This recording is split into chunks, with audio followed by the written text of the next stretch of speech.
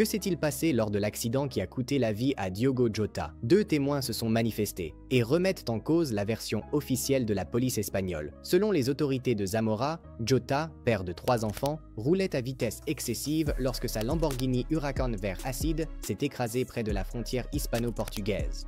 Ils pensent qu'une crevaison soudaine a déclenché l'accident mortel. Mais la vitesse, ils affirment que ce fut un facteur déterminant.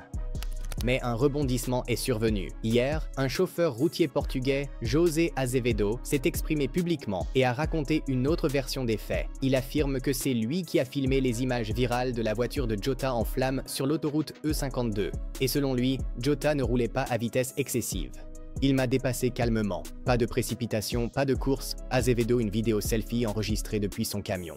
Il a même essayé de les sauver. J'ai attrapé mon extincteur et j'ai couru pour aider, mais l'impact était si violent qu'il n'y avait rien que je puisse faire. Diogo Jota et son frère, André Silva, sont tous deux morts sur le coup. Pour étayer ses propos, Azevedo a montré le tachygraphe de son camion, qui correspondait à visible dans la vidéo virale, ainsi qu'un pare-brise fissuré, prouvant qu'il était sur place. Il a admis avoir hésité à s'exprimer publiquement, craignant la haine.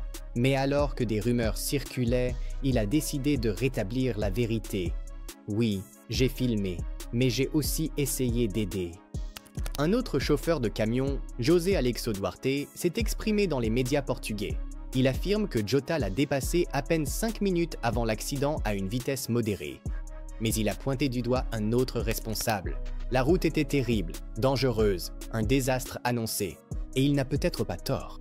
L'expert espagnol en sécurité routière, Javier López Delgado, a énuméré plusieurs facteurs à l'accident, notamment la vitesse, des défauts de conception de la route et une barrière centrale défectueuse n'ayant pas absorbé le choc. S'ils avaient roulé à 90 km/h, ils auraient peut-être survécu. Les traces de freinage indiquent une vitesse extrême, mais la route elle-même était mal construite. Un autre grave accident s'est produit au même endroit seulement 8 jours plus tôt.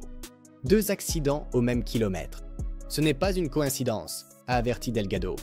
Pendant ce temps, la Guardia Civile espagnole affirme que leur enquête est toujours en cours. Ils ont confirmé que les premiers tests ont prouvé que Diogo Jota était au volant et que le rapport final sera bientôt remis au tribunal de Puebla de Sanabria.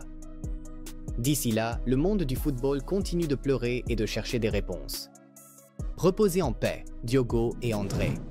Parti trop tôt, jamais oublié. Si cette histoire vous a touché, cliquez sur « J'aime ».